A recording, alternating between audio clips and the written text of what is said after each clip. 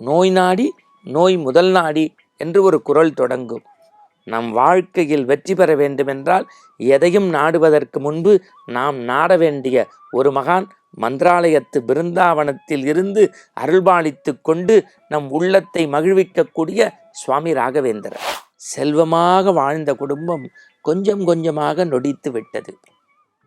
ஒரு நாள் எம்பெருமான் அசிரிதியாக தோன்றி பூலோக வைகுந்த ஸ்ரீரங்கத்தில் ஒரே ஒரு நாள் ஒரு 10 ஏழை பிராமணர்களுக்கு ஒரு தயிர் சாதத்தை கொடு.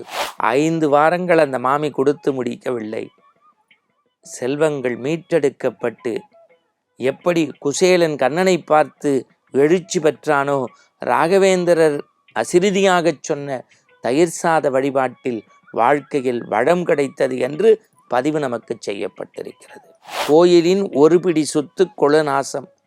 நீ அருள் கூர்ந்து உன் குலதெய்வ கோயிலுக்கு சென்று திருப்பணிகளில் ஏதேனும் ஒரு பணியை உன் சக்திக்கு தகுந்தாற்போல் முன்னின்று செய். நான் இன்று ஒரு மனித புனிதரை பற்றி உங்களிடத்தில் பதிவு செய்ய போகின்றேன். பொதுவாக நம்முடைய இந்த அருள் நேர ஆனந்த ஆரம்பத்தில் ஆதிசங்கரரை பற்றி, மகாபெரியவரை பற்றி, ரமணரை பற்றி, விவேகானந்தரை பற்றி, ராமானுஜர் பற்றி எத்தனையோ மனித புனிதர்களை பற்றி பார்த்திருக்கிறோம். ஆனால் இன்று நாம் ஒரு மந்திராலய மகானை பற்றி சிந்திக்கப் போகின்றோம். புவனகிரியில் பிறந்து மந்திராலயத்தில் வாழ்ந்து தன்னுடைய இந்த கலியுகத்தில் பிருந்தாவனத்தில் அமர்ந்து கொண்டு பெருமைகளை மக்களுக்கு இன்றைக்கும் அருள்பாலித்து கொண்டிருக்கக்கூடிய அந்த ஞான சூரியன், மனசெல்லாம் மந்திராலயத்தை நினைக்கின்ற போதே முடியாது என்பதை முடித்து காட்டக்கூடிய அந்த மந்திர சக்திக்கெல்லாம் மந்திர சக்தியாக மூல மந்திரத்தை நமக்கு இந்த மண்ணில் வழங்கிய மாபெரும் மகான் சுவாமி ராகவேந்திரரை நினைக்கின்ற போதே உள்ளத்தில் ஒரு எழுச்சியும் ஒரு மனமாற்றமும் ஒரு புத்துணர்ச்சியும் பிறக்கிறது. காரணம் என்ன? அண்மையில் ஒரு வாரப்பத்திரிகையில் அற்புதமாக பத்மா மாமி என்கின்ற ஒரு அருமை சகோதரி இந்த மந்திராலய மகான் குறித்து ராகவேந்திர சுவாமிகளுடைய பெருமைகளை, சிறப்புகளை எல்லாம் கொட்டி தீர்த்திருக்கின்றார். நோய் நாடி நோய் முதல் நாடி என்று ஒரு குறள் தொடங்கும். நம் வாழ்க்கையில் வெற்றி பெற வேண்டுமென்றால் எதையும் நாடுவதற்கு முன்பு நாம் நாட வேண்டிய ஒரு மகான் மந்திராலயத்து பிருந்தாவனத்தில் இருந்து அருள்பாலித்து கொண்டு நம் உள்ளத்தை மகிழ்விக்கக்கூடிய சுவாமி ராகவேந்திரர். கலியுகத்தின் கண்கண்ட கடவுள், இல்லாதவருக்கு ஈந்து கொடுக்கக்கூடிய வள்ளல். இதோ அவரை பற்றிய சில செய்திகள். சீனிவாசன் என்கின்ற ஒரு பரம பக்தர் வயிற்று வழியால் துடிக்கின்றார். நள்ளிரவு கனவிலே கடவுள் வருகின்றார். நாளை உன் இல்லத்தில் பக்கத்தில் இருக்கக்கூடிய அனுமன் ஆலயத்திற்கு சென்று எண்ணெயால் அபிஷேகம் செய்து செந்தூர காப்பு செய்து அந்த எண்ணெயை சிறிது குடித்து விடு, எல்லாம் சரியாகும். இவர் கண் விழிக்கின்றார். கதிரவன் உதிக்கின்றார். அவர் சொன்னது போலவே செய்தார். எந்த வயிற்று நோயால் துடித்தாரோ, அழுதாரோ, புடம்பினாரோ மருத்துவமனைக்கே செல்லாமல் மனம் முழுக மகிழ்ச்சியை தந்தார் இந்த மந்திராலய மகான். இது அந்த வாசகர் பதிவு செய்திருக்கக்கூடிய செய்தி. குணா என்கின்ற ஒரு மனிதர், குணப்படுத்த முடியாத தலையில் சிக்கல். குணப்படுத்த முடியாத அந்த தலை சிக்கலுக்கு எம்பெருமான் அவருடைய தாயாருடைய கனவிலே தோன்றி மிருத்யு, உங்களுக்கு தெரியும் ராகவேந்திர ஆலயத்துக்கு போறவாளுக்கு மிருத்யு, அதோட கொஞ்சம் துளசி, கொஞ்சோண்டு ஏலக்காய், இதை மூணையும் பொட்டலமா கட்டி ஒரு துண்டுல தொடர்ச்சியா ஒரு மாதம் முழுக்க தலையில கட்டி வாங்கன்னு இருக்காங்க. ஒரு அசிரிதியாக நடந்த செய்தி.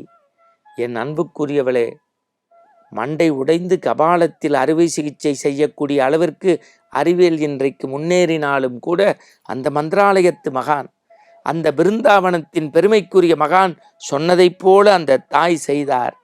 17 நாட்களில் அவர் பூர்ண குணமடைந்தார் என்பதை அந்த வாசகர் பத்மா மாமி மூலமாக பதிவு செய்திருக்கிறார். பூலோக வைகுந்தம், ஸ்ரீரங்கம், ரங்கன் விதவிதமாக காட்சி தரக்கூடிய புண்ணிய பூமி. அங்கு ராயர்வாள், பெரிய ராயர்வாளுடைய பரம பக்தர். அப்படியே அந்த கண்டென்ட்டை சொல்கிறேன். ராயர்வாள் பெரிய ராயர்வாளுடைய பரம பக்தர். அவாத்து மாமி நின்னா ராயரைத்தான் வேண்டுவா, உட்கார்ந்தா ராயரைத்தான் வேண்டுவா. எல்லாமே ராகவேந்திரர் தான். செல்வமாக வாழ்ந்த குடும்பம் கொஞ்சம் கொஞ்சமாக நொடித்து விட்டது. ஒரு நாள் எம்பெருமான் அசிரிதியாக தோன்றி பூலோக வைகுந்த ஸ்ரீரங்கத்தில் ஒரே ஒரு நாள் ஒரு வியாழக்கிழமை ஒரு 10 ஏழை பிராமணர்களுக்கு ஒரு தயிர் சாதத்தை கொடு. என் அன்புக்குரியவர்களே, 5 வாரங்கள் அந்த மாமி கொடுத்து முடிக்கவில்லை. செல்வங்கள் மீட்டெடுக்கப்பட்டு எப்படி குசேலன் கண்ணனை பார்த்து எழுச்சி பெற்றானோ, ராகவேந்திரர் அசிரிதியாகச் சொன்ன தயிர் சாத வழிபாட்டில் வாழ்க்கையில் வளம் கிடைத்தது என்று பதிவு நமக்கு செய்யப்பட்டிருக்கிறது. ராகவேந்திரருடைய பரம பக்தர் குலதெய்வ வழிபாடு முடித்து ஒரு பிடி மண்ணோடு வந்து விட்டார். வாழ்க்கை நெடுந்தூரம் பயணப்படுகின்றவருக்கு வாழ்க்கையின் கடலில் பாதியிலே தத்தளிக்கிறார். காரணம், வறுமை, கொடுமை. இனி சொத்துக்கள் அவரிடத்தில் கையில் இருப்பதற்கு ஏதுமில்லை, எல்லாம் வெற்றி தீர்ந்து விட்டது. இறை பக்தி கொண்டவர். ராகவேந்திரரே துணை என்று வேண்டுகின்றார் அசிரிதி. நீ உன் குலதெய்வ வழிபாடை குறைவில்லாமல் செய்கின்றவன். ஆனால் அங்கிருந்து ஒரு பிடி மண்ணை எடுத்து கொண்டு வந்து அன்பின் பேரால் உன் இல்லத்தில் வைத்து பூஜிக்க வைத்தார். கோவிலின் ஒரு பிடி சொத்து குலநாசம், கோயிலின் ஒரு பிடி சொத்து குலநாசம். நீ அருள் கூர்ந்து உன் குலதெய்வ கோயிலுக்கு சென்று திருப்பணிகளில் ஏதேனும் ஒரு பணியை உன் சக்திக்கு தகுந்தாற்போல் முன்னின்று செய். என் அன்புக்குரியவர்களே, குடமுழுக்கு முடிந்து மண்டலாபிஷேக நிறைவுக்குள் இவருடைய வாழ்க்கையில் பெரிய மறுமலர்ச்சி கண்டிருக்கிறார். வெறும் மனிதர்களுக்கு மட்டும் ராகவேந்திரர் அற்புதங்களை, அதிசயங்களை செய்யவில்லை. இந்த மண்ணில் விஜய ராகவ நாயக் என்கின்ற ஒரு மன்னன் தஞ்சையில் வாழ்ந்தார். விஜய ராகவ நாயக் மக்கள் மீது அன்பு கொண்டான். நெற்களஞ்சியத்தை பார்க்கின்றான்.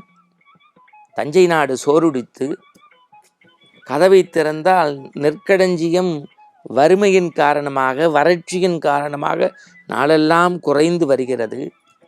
மக்கள் பசியால் பட்டினியால் வாடுகின்றார்கள். இந்த விஜய ராகவ நாயக்குக்கு என்ன செய்வது என்று தெரியவில்லை. அவருக்கு தெரிந்ததெல்லாம் ராகவேந்திரரும் ராகவேந்திரருடைய மூல பீஜ மந்திரமும் அவருடைய திருவடியும். பற்றினார், பற்றை விட்டுவிட்டு இறைவனை பற்றினார். நீங்கள் நம்ப மாட்டீர்கள், அட்சய பாத்திரம் அமுதசுரையை போல அல்ல மரக்காவில் நெல் மலையாக குவிந்தது என்று பதிவு செய்திருக்கிறான் மன்னன். மனிதனாக இருக்கட்டும், மன்னனாக இருக்கட்டும், ராகவேந்திரர் பாதத்தை சிக்கன பற்றி மூலமந்திர பீஜ மந்திரத்தை சொல்லி அகத்தூய்மையோடு வழிபட்டால் ஆண்டவனுடைய அருள் நாளெல்லாம் அருள்பாலித்து வாழ்க்கை முழுவதும் ஆனந்த வெள்ளம் பெருக்கெடுத்து ஓடும். மீண்டும் பெருமைமிகு இது போன்ற மகானோடு நாளை சந்திப்போம். வணக்கம்.